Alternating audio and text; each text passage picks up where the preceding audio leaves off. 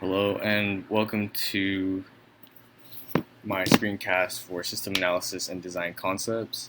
My name is Christian Romero, and I'm going to be briefly explaining some of the symbols and concepts involved with designing information systems. The first topic that I would like to discuss is the data flow diagram. A data flow diagram is a visual representation of a system process. It incorporates the use of various symbols that represent data flow, processing, and storage.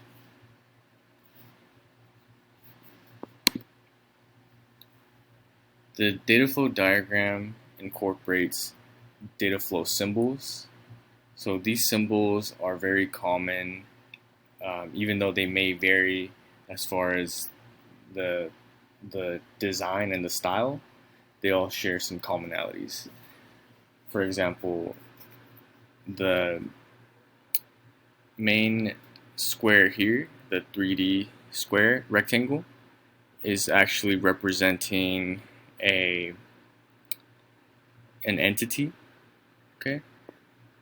From the entity, we can then see these arrows. These arrows represent data flow. The data flow then goes into this rectangle with rounded corners, which represents a process. And here again we see another arrow, a double-sided arrow, which shows the data store. So these flatter rectangles here represent data stores. Okay. Now with the data flow diagram, there are some rules that we must adhere to ensure that we are not making any illogical references. So as you can see, the top three here, as we described in the previous slide, you see the squares with the rounded corners. This is a process to process, which is very common to see. We also see process to external entity, process to data store. These are all acceptable methods and practices that are used within data flow diagrams. Now, if you look down here, these three are examples of issues. So we cannot have external entities to external entities.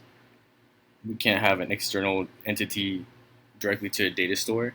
We would need to have a process in between the two. And we cannot have two data stores connected either. So they must be joined by a process in between. Spontaneous generation is an example of why we use those rules discussed on the previous slide. Spontaneous generation is essentially a process that produces an output but does not have any input. In reality, this is impossible, but these are some of the errors that might be that you might want to look out for when designing a system, because this could lead to loss of reputation when designing a system. If any of these spontaneous generation examples are included in the data flow diagram, it can show that you may not have the technical skill required to design that specific information system. Another example is a black hole. So a black hole is actually the opposite. They have input but no output. So essentially this process will stop anything that's coming its way. So we want to make sure to avoid these as well. A gray hole, it has an input and an output, but the data type does not match. So we can see here that these are two separate data types. So they do not correlate, and that's why we would refer to it as a gray hole.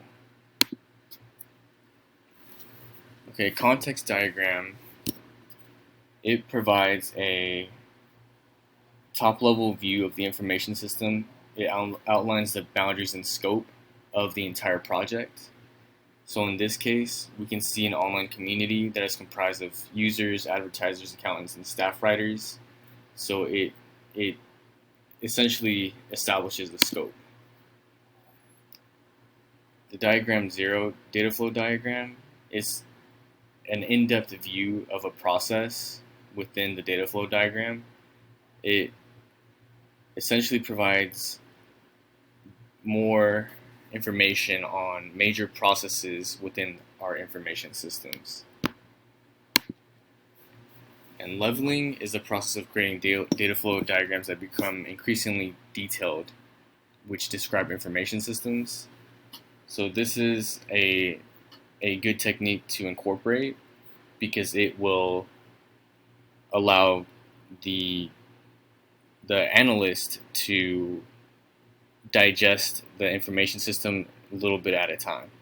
So as the levels increase, the detail increases, and we have a better understanding of what's happening with the information system. And finally, balancing the data flow diagram. So for the data flow diagram 0,